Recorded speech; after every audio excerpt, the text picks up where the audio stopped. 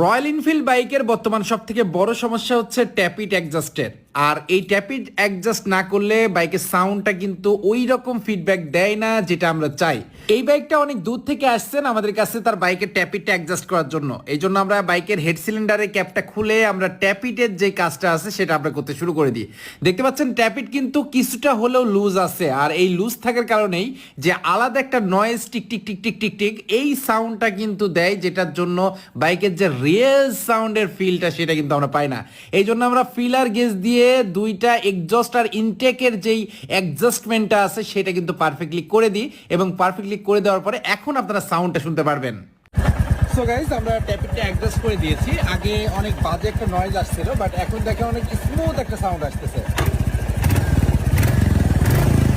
প্রথম নেওয়া থেকে 1000 কিলো চলার পরে এটা আপনি অ্যাডজাস্ট করে নেবেন, তাহলে এরকম স্মুথ একটা আওয়াজ পাবেন এবং মাইলেজটা কিন্তু অনেক ভালো যাবে।